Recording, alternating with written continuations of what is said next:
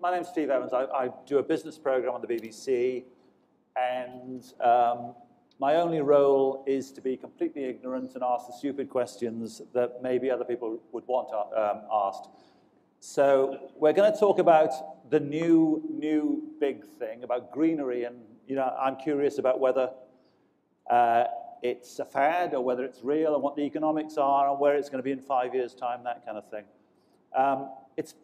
This session is billed as the Necker Island discussion continued.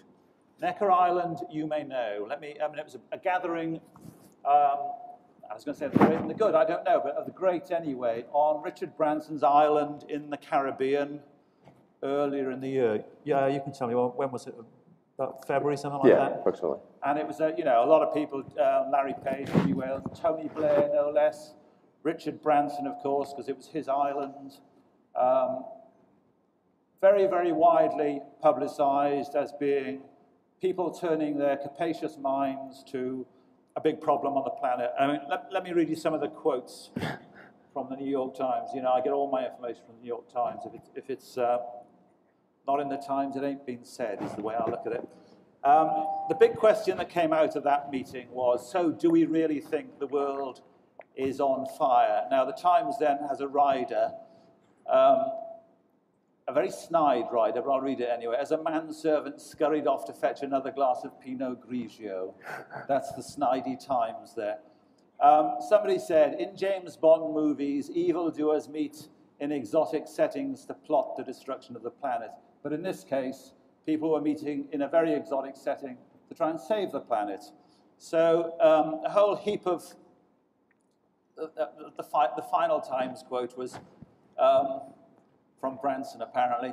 Normally the girls would be naked, but the Prime Minister is here. That was very disappointing. Yeah. So there's a lot to think about, and a lot to talk about in that meeting. But clearly something happened. It symbolized something, whatever the concrete outcome. Big people were thinking in a different way, so it was important. On my immediate left is Elon Musk, who was at that meeting, chairman of Tesla Cars, founder of PayPal, and chairman of Solar City, a big Californian provider of solar panels to homes. And on his left, Lyndon Reeve, who's the CEO of that company.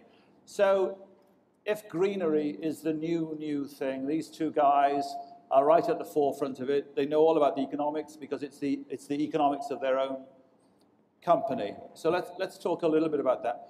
Elon, first of all, you were at the meeting. Let's get the tat out the way. Let's get the cheapness out the way. What was it like there? I mean, what happened? Well, it was, first of all, fairly quick. I was only there for about 36 hours. And I've been there before. Richard's a friend of mine, and overall a good guy, and obviously a very fun guy. And the idea was just to try it out and see if we could get a bunch of people together and see if there are any ideas we could come up with to accelerate the environmental action, improvements to the environmental technology in the world. Is there other things we could do to improve that and get it more widespread? I mean, how did it work? Did you all go around in your, what the Brits call bathers, and then meet for formal sessions and say, okay, what are we going to do here? Or, I mean, how did it work? Was it as billed? No. As described in the New York Times article? Well, I mean, I think that glass of Pinot was for Andrew Solkin, the writer of the article, by the way. Say that again. Just turn the speaker down. Yeah, there's some sort of feedback mechanism. Yeah, or something. We're kind of getting our own voices back here. If you just turn that speaker down. Thanks. Sorry, what were you saying? I was just saying that the glass of Pinot Grigio was probably for the New York Times writer. Because he seemed to be certainly indulging at least as much as everybody else. On a serious note, I mean, when you came away from that, how were you thinking about things differently from when you got there, if indeed you were? I don't know. Sounds like you weren't. Well, it was a short. I wouldn't put too much into the meeting. It was just really a gathering of people talking about environmental technologies and what could be done to further things. I think um, I think I was able to educate a few of the people there about the status of solar and electric vehicles. Um, Larry Page was there, who's a good friend of mine. We jet pooled, by the way, if that means anything. I just wanted to say that first.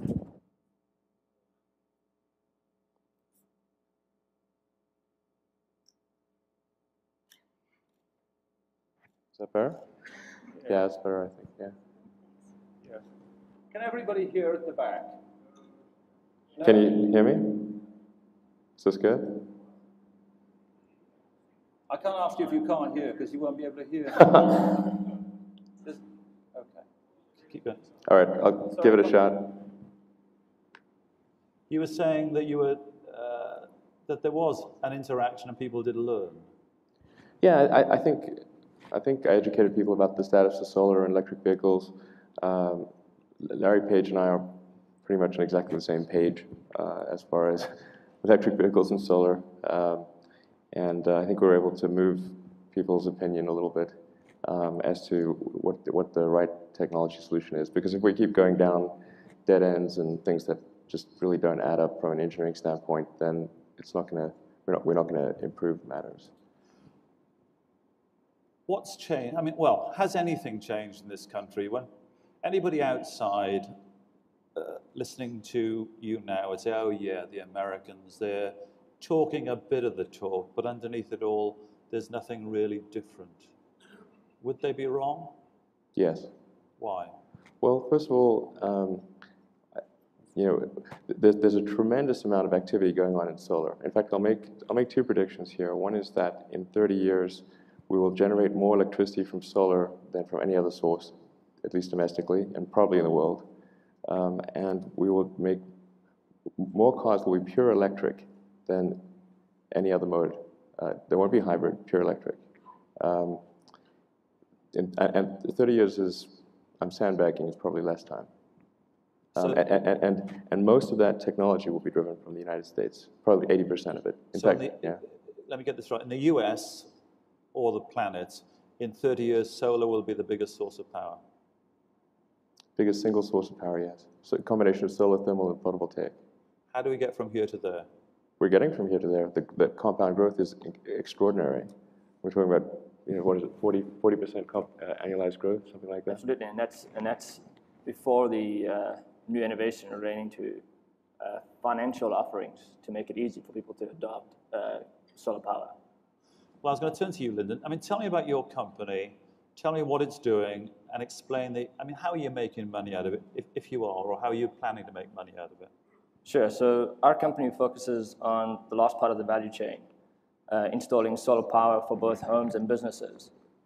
If you look at the entire value chain, half the cost is in installation. So our focus is to reduce that cost. Even with reducing that, the biggest barrier to adoption historically has been the upfront cost. An average homeowner would have to spend $20,000 to $30,000 to get a solar system. We often get the question, when is solar going to be financially feasible? I was about to ask you. Great. The answer is it's feasible today through creative financing instruments. You can go solar. Doesn't cost you a cent. In fact, you save money from day one. So you have the option of using clean power or dirty power and paying less for clean power. Yeah, I mean, let's be clear, be crystal clear about that. Zero money down, your electricity bill is less. How do you like that proposition? It sounds pretty good, but I was going to pick up your phrase, creative financial instrument. Is that code for subsidy? It is code for subsidy. There are federal tax subsidies available today that is required to sustain the solar industry, at least for the next 5 to 6 years. After that, innovation will occur in technology that will address that gap of that tax subsidy. So today, the tax subsidy is 30%. Over the next 5 to 6 years or so, the cost will come down to be able to sustain itself without that subsidy. Yeah, 30% is not all that crazy. I mean, if you look at the rate of technology innovation, as Lyndon says, we will comfortably be past 30% in 4 or 5 years. In fact, right now, the cost of photovoltaics is not driven by the underlying, the price of a photovoltaic cell is not driven by the cost. It is driven because there is a constrained supply. There's so much demand in the world right now for photovoltaics that the price, I mean, if you're a photovoltaics company, you're minting money right now. Except that, so what your argument is that it's viable. It can, unpropped up by the taxpayer, it can compete on even terms, but once the scale is there. Or does something have to happen as well as that? It definitely can compete on even terms. The terms also range from state to state, what the alternative cost of power is. In California, in Hawaii, in Arizona, cost of power is pretty high. So it can definitely compete in those areas. Do you need the price of oil where it is, or let me put it another way, if the price of oil goes down to, what we used to think of as sensible levels, I don't know, 2/3 what it is now even, does your business model take a bit of a hit? Got to, isn't it? It's not really, because most power is driven by coal. Or natural gas, yes, or nuclear. It's about like 40% coal in California, or something like that. Bernard last night was saying that if a technology is so out of line on cost, which I think yours probably is at the moment, let's forget about it, because at the end of it all, that's not going to be the way the planet goes. Does he have a point? Well, if he's referring to solar, he's completely wrong. As I said, the cost of the photovoltaics is not, the price to end customers is not driven by the cost. If you simply had an upfront cost. No, I want to be clear about, so the price of something can be driven by the cost fundamentals that underlie it, or sure. It can be driven by demand. Sure. In the case of photovoltaics right now, it is driven by demand. The demand is so high, it so far exceeds the supply that the price is artificially high right now. Even if you were just to extract that, you would probably get at least a 10 to 20% reduction in the cost of solar. Why aren't all these companies coming in then if the demand is so immense? Why not just slake that demand and make a lot of money? They're doing that. That's what you're doing. Massive supply coming online. Massive. Give me an idea. So essentially, every single solar production company that I've spoken to is tripling their production in 2009. Tripling. And they are forecasting they're going to still struggle to keep up with that. So the demand is so huge for solar because it's hitting to a point where it's financially feasible that suppliers are struggling to keep up. But we forecast around middle of 2009, the equilibrium will swing and there'll be enough supply to meet the current demand, and then pricing will drop slightly. So when we get to that situation in this state, what proportion of homes will be powered by solar panels as opposed to, I don't know, whatever? So the challenge that we face is not the percentage of homes that adopt solar power. It's how fast can we get it installed. So let's say there was technology available today that was $1 a watt, and it was extremely feasible. The adoption wouldn't occur any faster.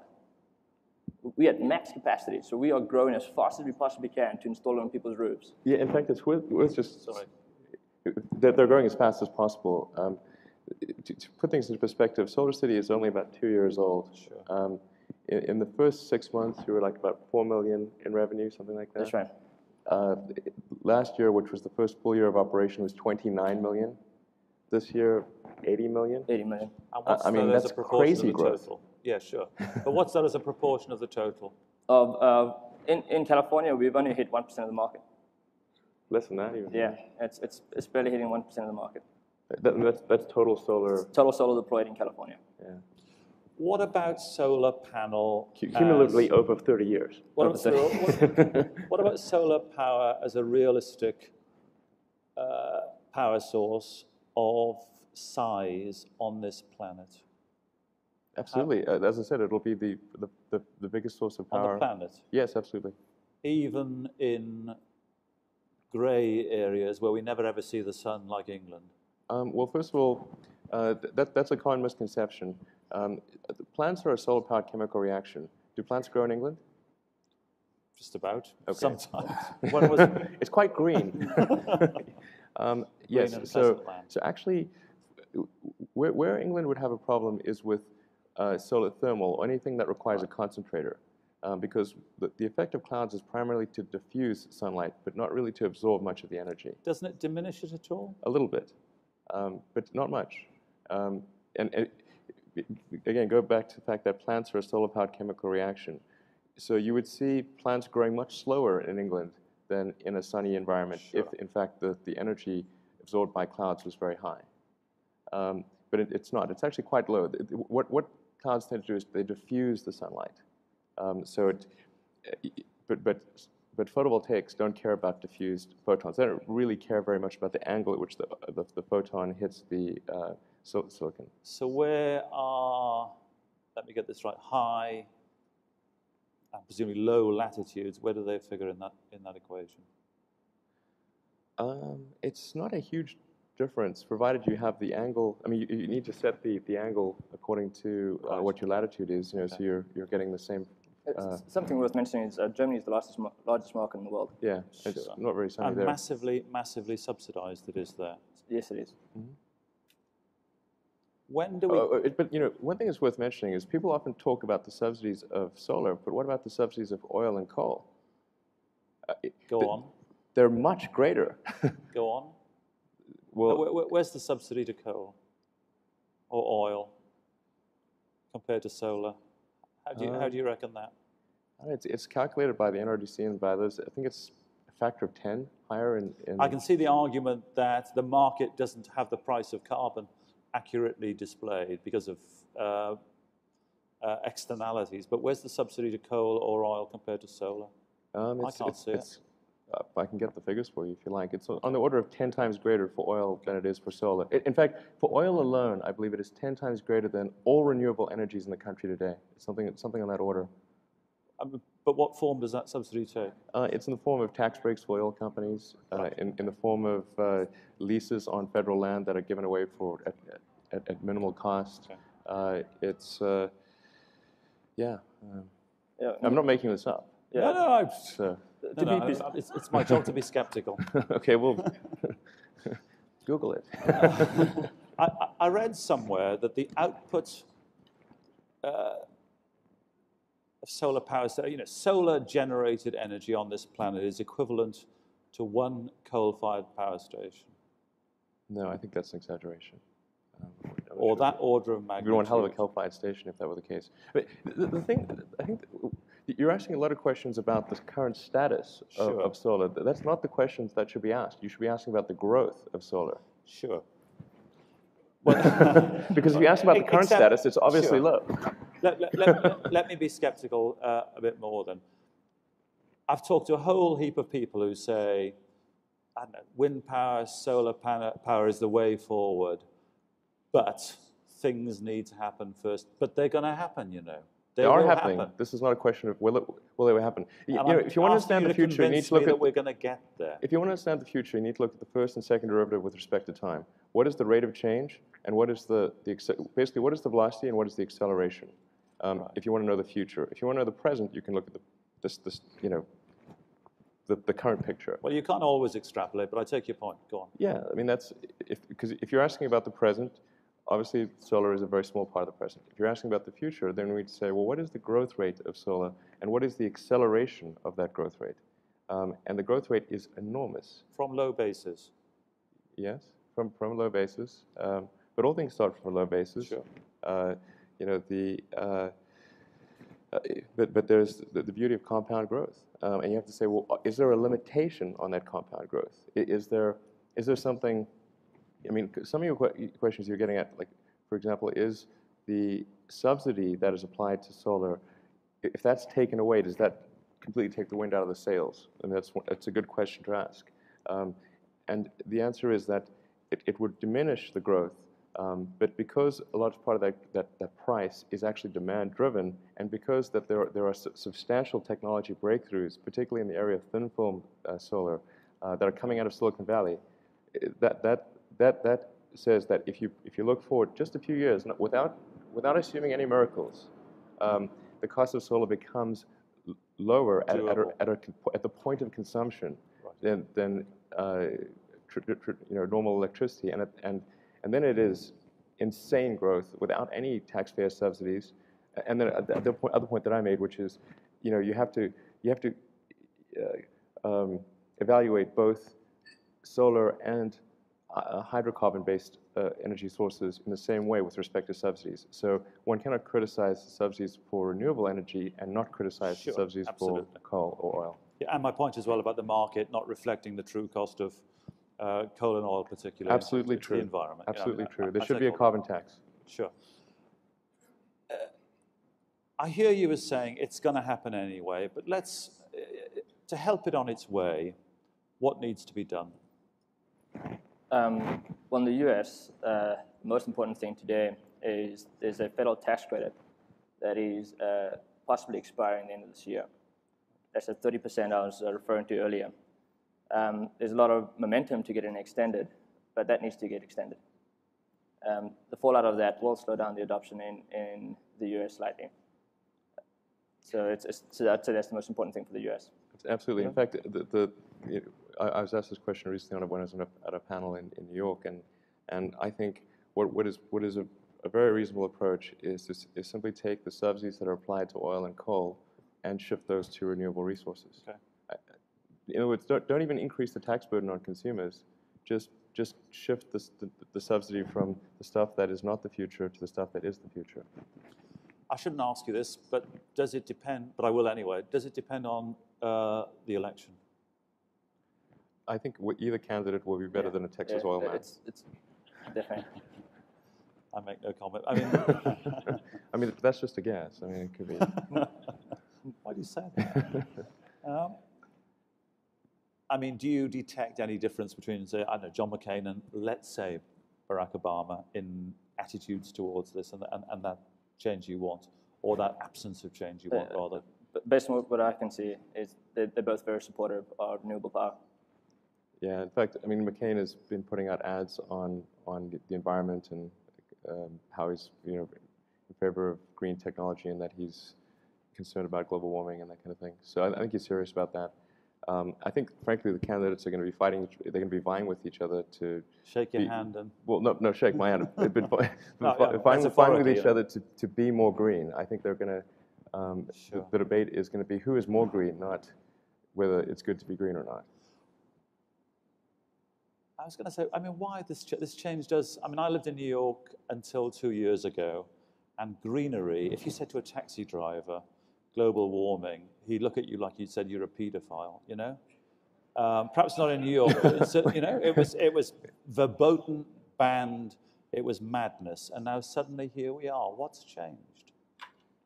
Well, there's more and more evidence supporting climate change.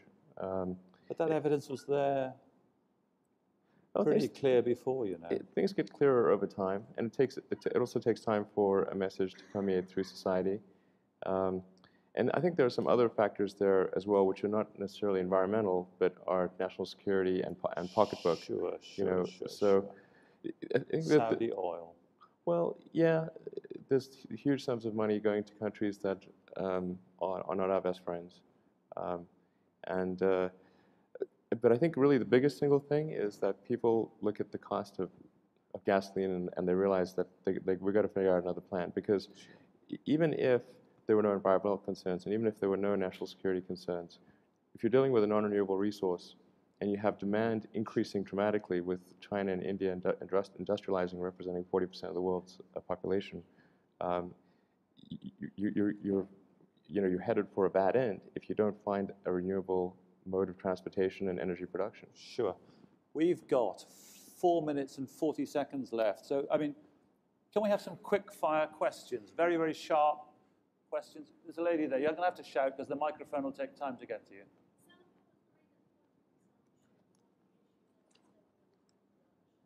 Solar power, did you get solar power? Green at the point of consumption. Green at the point of consumption, but what about manufacturing and recycling of the units? Where are we with that? What about the units thereafter? Is that green? Well, I think the question was, solar power is green at the point of consumption, but what about the production of the photovoltaics, and what about recycling them afterwards? Yes, in the very early days of solar, it actually cost more energy to produce the panel than you would likely extract from it over its lifetime. But that ceased being true about 30 years ago. At this point, in fact, I did a little back-of-the-envelope analysis, which I wrote on a blog piece in the Tesla Motors website. The payback period, the energy payback period for photovoltaics is about 3 to 4 years at worst case, and really best case is like 2 years. And they've got a lot. They were warranted for 25, and the warranty and their actual likely lifespan is 30, 35. Yeah. So don't worry about recycling, because it'll be like your children doing the recycling. I mean, it's like these things have a true lifespan approaching half a century. Gentlemen, there we have 3 minutes and 1 second left. Just speak out loudly if there's no mic.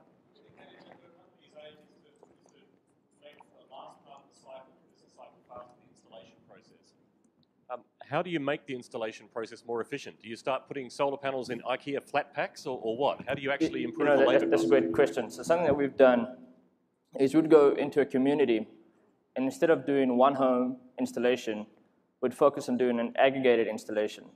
That was one of the first innovations that we did. So you can be a lot more efficient by installing 50 or 100 homes in a concentrated area versus driving all over the place. And there are also a whole bunch of other little things, operational efficiencies that occur in running a large-scale operation. No, I think actually the point efficiency on technology, installation, mounting equipment, efficiency in truck rolls, efficiency in sales, efficiency in education.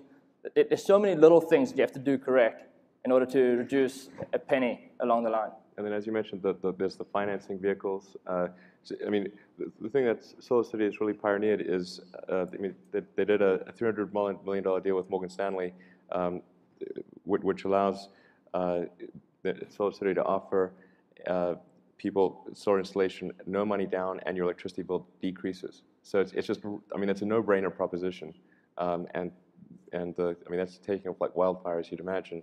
But really, it's like Sam Walton said about Walmart. It's not that Walmart does one thing 100% better; they do 100 things 1% better, and it's a complex, difficult problem, and it would be incorrect to sort of highlight one particular thing and say that's the reason. Any more than say, if you look at Southwest Airlines, people say, oh, the reason they're efficient is because they use 737s. That's one of about 50 things that they do that makes them better. We got less than a minute left. One seriously quick question out there? No? In which case, oh yeah, go on. What about the environmental impact of producing solar panels? What about the environmental impact of producing solar panels? Quickly. There's no significant environmental impact. There's the energy that's used in, say, refining of the silicon.